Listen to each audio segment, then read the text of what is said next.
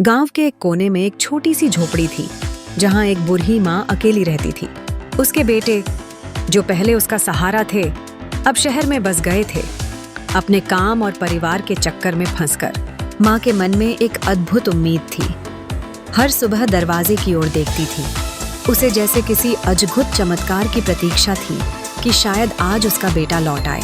लेकिन जीवन ने उसे सिर्फ मायूसी दी।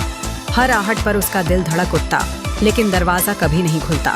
उसके नजदीक रहने वाले लोग, उसके पड़ोसी, उसकी भावनाओं को समझते थे। वे जानते थे कि माँ के दिल में कितना दर्द है, लेकिन सबकी जिंदगी में भागदौड़ इतनी थी कि उन्होंने माँ की दीनहीन अवस्था पर ध्यान नहीं दिया। एक दिन जब माँ बहुत बीमार हो गई, तब लक्ष्मीबाई ने बेटे को फोन किया।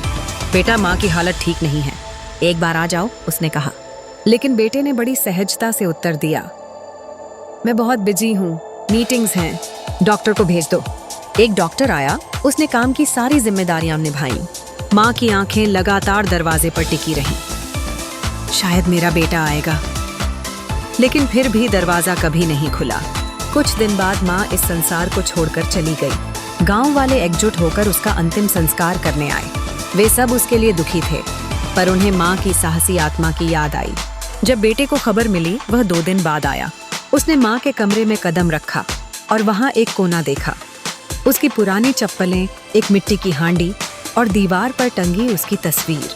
तस्वीर के नीचे एक छोटा सा नोट था, जिसमें लिखा था, बेटा, अगर कभी आओ तो खाना बना लिया करना, हांडी में चावल रखे हैं, तुझे पसंद थे ना।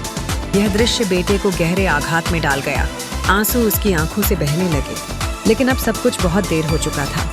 उस नोट ने उसे यह एहसास दिलाया कि कभी कभी जिंदगी में छोटी छोटी बातें और रिश्ते इतने कीमती होते हैं कि हम उन्हें समझ नहीं पाते। वह जान गया कि माँ की प्यार भरी यादें और उसके छूने की भावना अब उसके लिए हमेशा के लिए खो गई थी।